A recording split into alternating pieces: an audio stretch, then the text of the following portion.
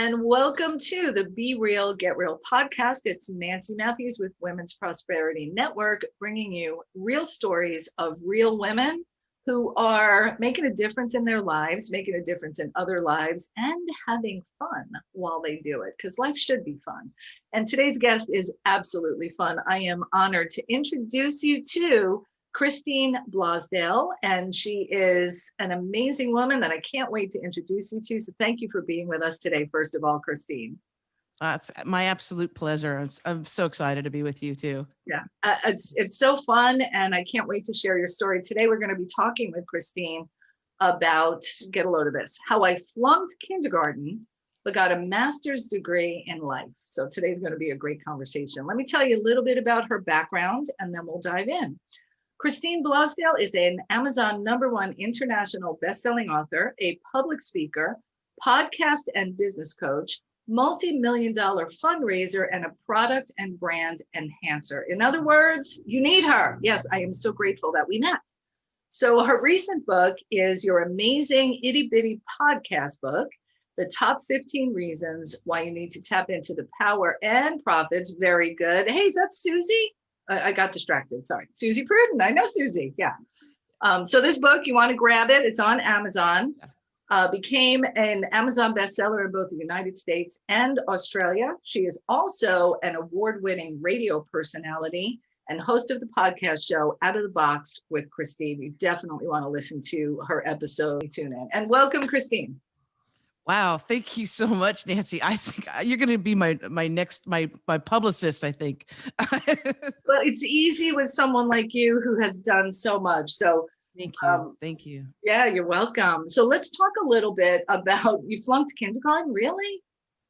Okay, well, you can't really flunk kindergarten, but I mean that's basically what it was. When I was little, the teachers they had a conversation with my parents, and they said, "We really think Christine needs to repeat kindergarten." And my parents are like, "What? What's wrong with our daughter?" Is that a thing? And I didn't even know that was a thing, right? Yeah, well, they said that because I didn't, it's not that I didn't like children, but I didn't connect with them. My parents divorced when I was actually 2. And so for the first 2 to 3 years, I was actually surrounded by a lot of adults. I didn't have a lot of children around. I wasn't surrounded by children. So I communicated with adults. I had full-on conversations with teachers. My dad was a teacher, and at a school in Los Angeles called Montclair Prep. These were really wonderful teachers who embraced me. I became kind of the school mascot before I went to kindergarten. And so I was surrounded by teachers, professors, high school students, my grandmother. And so when they put me into kindergarten, I was like, who are these creatures? They talk like gaga go, and so they just said, I think we need to keep her back so that she can socialize a little bit better. And the whole thing about that was actually, it gave me an opportunity to really come into my own and to child a little bit, so to speak. But that's, I basically flunked kindergarten. Well, and that is amazing. And isn't it interesting how when we are, raised in a certain environment, whatever it is, we're socialized, we're culturalized in that way. And if we think about, the landscape of conversations that have been going on, especially here in the US over the last, thankfully, bigger conversations are happening over the last 6 months, 8 months. Being able to learn a new way, adapt. And I like how you said you gave yourself like this space to grow into your own, to really see how you could interplay with these creatures that you didn't aren't used to kids. Yeah.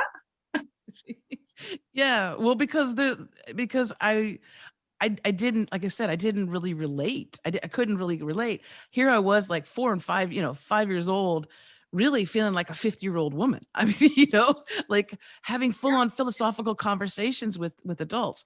So it did allow me to have that. And And it really is a metaphor for my whole life, where things I've realized that sometimes you don't get to where you want to be or where you think you should be. You don't get to get there right away or in your timing. But when you look at it, when you pull back and you look at it, it's exactly what you needed. It's exactly what needed to happen. It's exactly what what made me who I am today. All of those things, all those little setbacks, so Yeah. to speak. You know, 2 years, was it a year and a half ago? I broke my leg in two places, and I was raring to go. My wife is here in Australia. I was in America. I was going back and forth. I had, lots of clients. I was doing speaking engagements, and then all of a sudden, this thing happened where literally, my leg snapped in half. Well, it put me in a position where I couldn't do anything. And of You course, couldn't do all the things you had planned. I couldn't do the things that I had planned, all this beautiful, amazing year that I had planned, right? But what it taught me is how to receive, because I was always the one who was giving. I was always the one who was helping out and fixing things, right?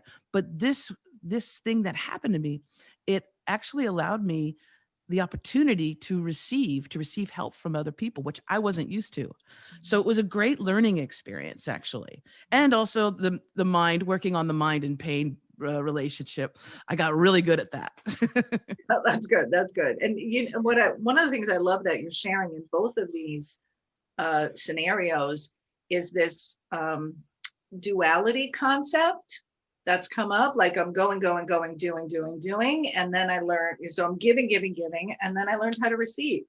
And if I think back to your story about kindergarten, I was adulting and then I learned how to be childlike again. And we need all of those experiences, don't we? Oh, yes. Well, and it's not so much, I mean, it is what happens to us in life, but it's how we react to it and how we adapt. I tell my clients, especially the ones, a lot of people have been devastated with COVID, and either health wise or their family, their loved ones, but really financially. Big time. People's businesses, their brick and mortar businesses have gone under. They're not making that money. And so really try and talk to my clients about adapting, and also, going for those things that they're really good at, that it's easy for them to do. Then also being like Neo in the Matrix, when that's how I always envision myself. When something happens, when something's coming at me, I pretend like I'm Neo in the Matrix, and I literally like bend backwards, letting the stuff go by. But it's being flexible and being adaptable to situations that really it keeps you going in a healthy way, both physically and mentally. And that's what I try and teach the people that I work with as much as possible, that adaptability. Yeah. And that, I believe, is the key to success, more than lucky breaks and being born with money and things of those nature, because things are always going to change. Like right now, we're dealing with this pandemic. 12 years ago, we were dealing with a financial crisis. Next year, who knows what it's going to be, but who we're going to be in that process. And it sounds like that's kind of the place that you guide and coach people from, is how to be adaptable. And what I also heard is, do the things that you're really good at and that you enjoy, because it's not a happenstance that you might love gardening. What can you do with gardening? Maybe you can teach people how to create gardens and, do an online thing. There's a lot. There's so much to do, right? And I think that, I know for me, I grew up wanting to be a lawyer and came really, really close, but did not go down that path. So I was saved from it, I do believe. But like I went that straight and narrow, go to school, go to college, get a degree, go into a profession that's going to, I like the law, I still do. But when I was in that business, I was very good at it. I was very successful, but it didn't light me up. Like there were times it did, But like, and you probably feel this as well, and the work that we get to do now, being with people and with people who are wanting to live their highest potential, like, oh my gosh, how great is that? It's like heaven. Yes. It is. Yeah, no, and that's the thing too, is that when you are doing something that you enjoy and that, you know, that you're good at and that you really enjoy, it's not work. It doesn't feel like work. It feels easy. And that's what I always try and work with my clients. I say, don't go for the money, Mhm. but go for the passion. What is it that you love? What is it that you love to do? And they'll come back and they say, well, okay, I love drumming, I'm a great drummer, but nobody wants. I'm like, are you kidding? Now with COVID, it's forced us to not only come within and upskill, right? I But like. it's allowed us the ability to reach an international audience. So if you were just someone who was teaching, you know, kids to drum in, let's say, Los Angeles, or, you know, a part of Los Angeles, because Los Angeles is huge, and you were just doing that in a brick and mortar place, now you have the ability with YouTube and podcasting and and Facebook lives to reach a much wider audience. And you could be tutoring, you know, a young girl in Singapore and another one in the Absolutely. UK. So you just opened up your audience, and there's always an audience. This is something I try to drive home to people. No matter what it is that you are an expert in, no matter what it is that you're passionate about, there is always an audience for what you do. I love, Always. I love that you said that. There is always an audience. So now I'm gonna hone in and ask some advice for myself and for our listeners. Sure. So if there's always an audience, how do you find your audience? Ah, well, that's that saying of build it and they will come. Really, first of all, it's diving into the material. It's doing what you are passionate about, focusing in on that, and not yet doing the marketing and how to reach people. Um, One thing, I'm an intuitive, and so when I do sessions with coaching sessions or strategy sessions with my clients, my intuition kicks up, and so I'll actually see something. They'll be saying, you know, this is what I love to do, this is what I have been doing, and I'll either see a book or like a YouTube channel or networking opportunities for them. And really, it's about getting into the passion, because once you get into it, once you start saying, okay, I'm going to create this business, I'm going to be a coach or a consultant, and you start building that, then the people, that energy, those opportunities, they will come. When you're in your path, when you're in your passion, that's when the opportunities come. Yes, of course, it helps to be part of the Women's Prosperity Network and different groups on Facebook. That helps, but it really comes from your passion. And it's kind of a weird mystical thing. It really is. Once you're passionate and you're doing the work, opportunities will come. I know, and I'm getting goosebumps as we sit here and have this conversation. It's about resonance. So if we use analogies to music, right? You can, Everything is energy. right? Yes. You know, if you hear it's not together, and then people are repelled if there's dissonance, right? But when you really do tune in to your what you're here for, and you can get guidance, I'm sure you would agree with this, you get guidance to what you're here for by what makes you happy, what Yes. lights up your spirit. Like, we're not meant to suffer and drudge, right? No. And then after you've tapped into that, and here's the thing, it doesn't have to be just one thing. It's like, so when you graduate high school, people say, I need to go to college and I need to become a doctor, or I need to become it doesn't have to be just that one thing, but it should be the thing that brings you the most joy, that sparks that joy. And then when you tap into that and you're like, oh my gosh, when I'm doing this, I feel really good. I'm not tired at the end of 8 hours of doing this. Yeah. Then you can work on ways to let other people know. And what I do is I teach people how to get their message, either their entertainment, education, inspiration, motivation, whatever it is that they do, to get that out into the world through podcasting Mhm. and through YouTube. Because, well, YouTube, as you know, it's the second largest search engine in the world. because as you know, YouTube is the second largest search engine in the world, and it's owned by the first largest search engine in the world, Google. So nobody is, people are not really watching television that much anymore. They're not turning on their radios. They're going to YouTube. They're seeking information on YouTube. If it's entertainment, if it's education, or it's inspiration, motivation, they're going to YouTube and doing those searches. And that's where you can be found. And just getting comfortable, like what we're doing right now, getting comfortable being on camera is really important.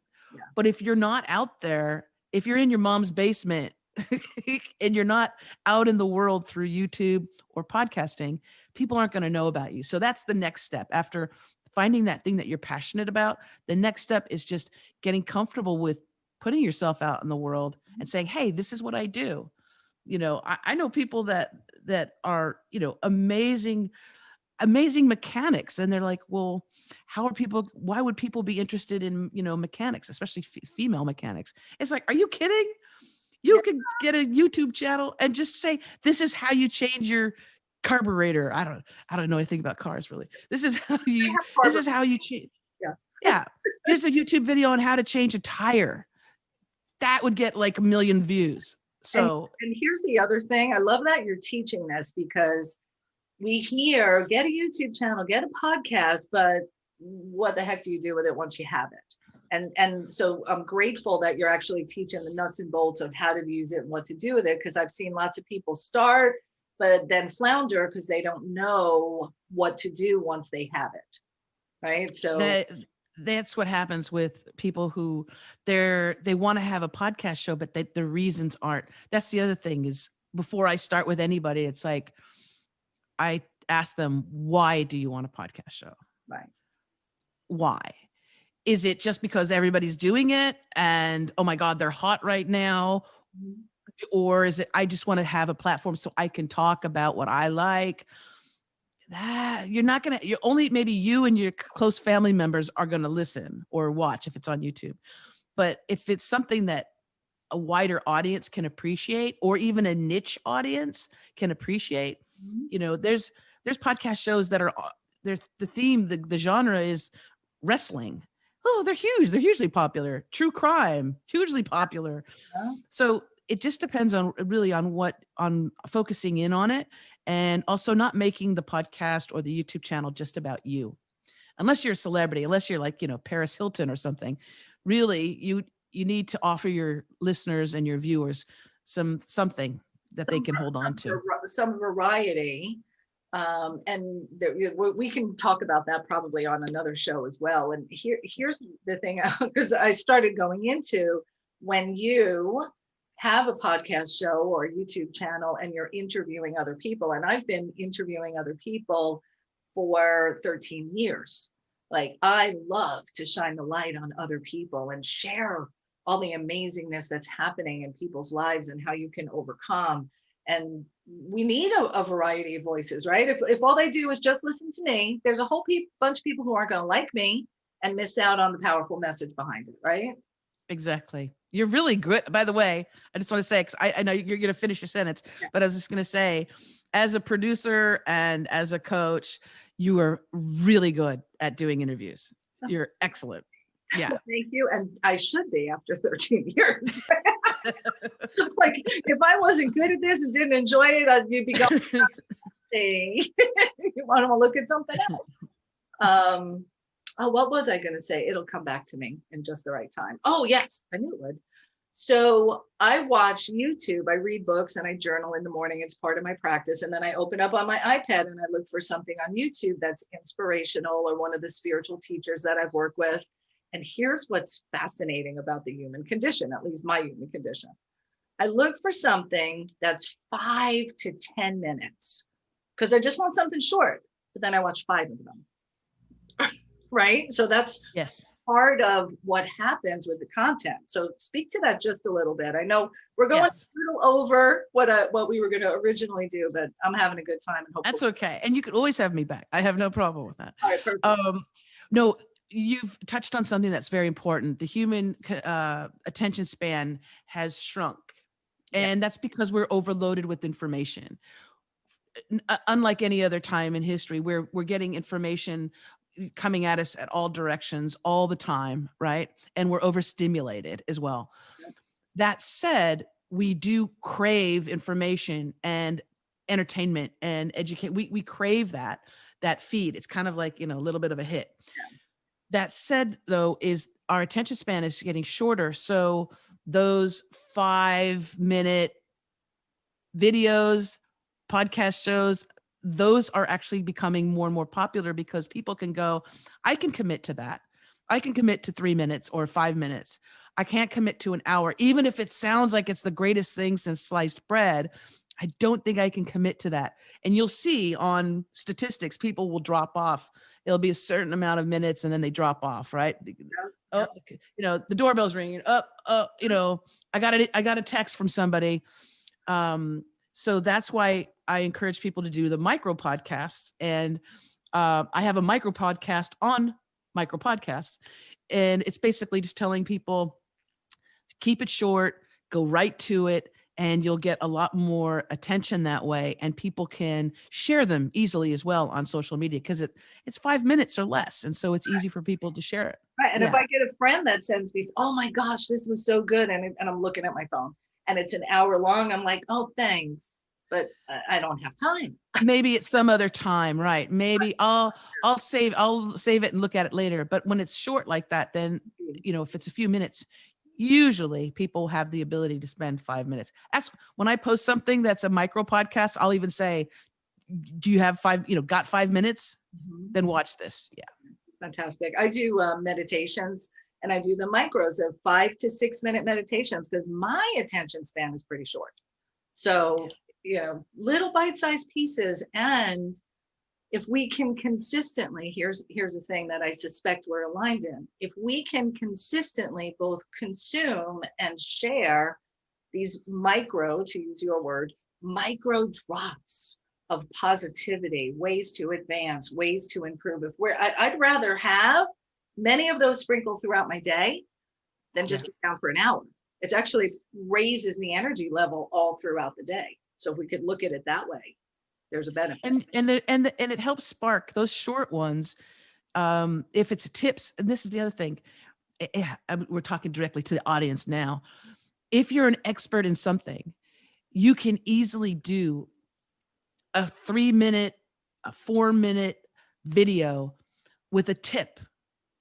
So if you're into social media, do a 3-minute or 4-minute video with a tip on social media. I mean, there's thousands of different tips, different ideas, but when you're doing those shorties and putting it out there, people will share it, and it's much easier for people to share it, and they can get a little bit of information. And if they like your energy, not everybody's going to like, me, not everybody's going to like Nancy, but if they like what they see in those couple minutes, then they might be more apt to connect with you, contact you and say, hey, I need somebody to take care of my social media for my business, or I need a coach. I need somebody that I want to work with. Yeah.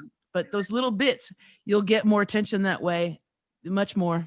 Absolutely. Love that tip. And that ties back to kind of where we started today, was doing kindergarten twice allowed you to come more into alignment with, the whole of yourself, right? And when you share a tip from a place of being, clear, aligned, excited about what you're sharing, and also having developed your skill around it, so I can really, I like painting, but I don't have skill around it. I like singing, but I don't have skill around it. I'm really bad. Nobody's going to pay me for singing just yet.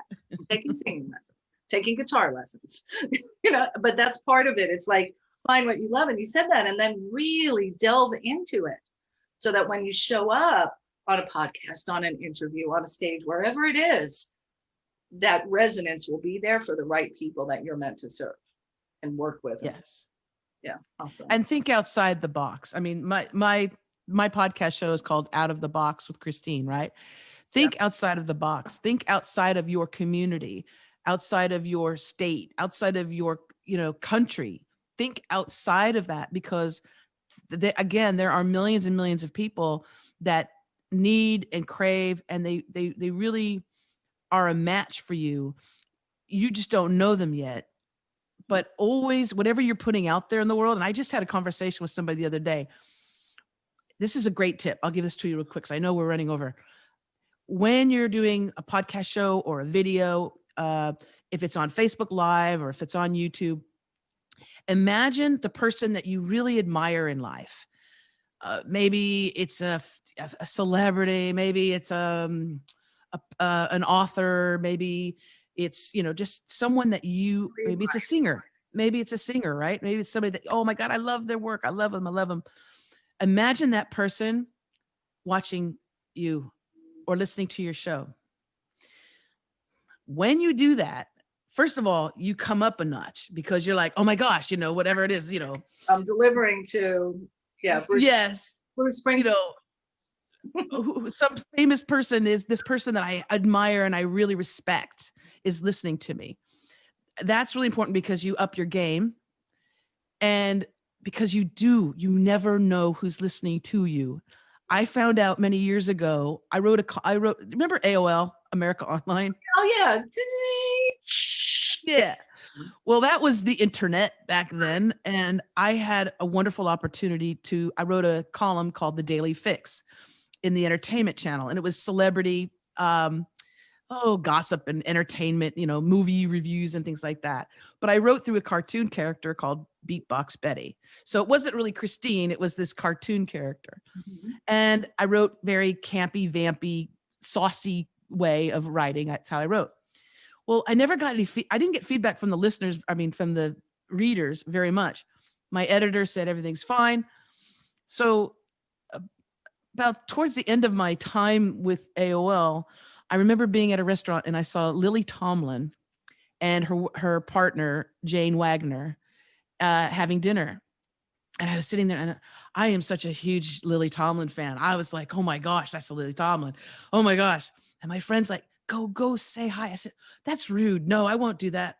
Yeah, go. Okay. So I went and I introduced myself. I said, hi, Lily. Hi, Jane. I just want to say I'm just, such a huge fan. And blah, blah. Well, she said, what's your name? And I said, well, it's Christine, but I am also known as Beatbox Betty. She said, she stopped. She put her fork down and looked at Jane. She goes, Jane, oh my God, that's Beatbox Betty. She looked at me. She goes, you're so funny. I said, what? I thought I was being punked. I thought it was like, you've read? She goes, oh yeah, we read your column all the time. Fantastic. You never know. You never know. So literally, when you're doing something, you're writing a book or a page in a book, or you're posting something, imagine that person that you admire, that you respect, is looking at it or watching you. And because, you never know. That was the perfect wrap to a delightful, fun, energetic interview with Christine Blosdale. That was amazing. Thank you so much. Thank you, Nancy. Yeah, you're welcome. And I definitely would love to have you back. I see this as the beginning of many great conversations to support, all of us in getting out there and doing what we're here to do, to bring yourself joy, to bring others joy, and have some fun along the way. Love it. Absolutely love it. So go to Christine's website. It's christineblosdale.com, and you can check out her podcast, Out of the Box with Christine. You will enjoy that as well. Any final thoughts for our audience before we wrap today?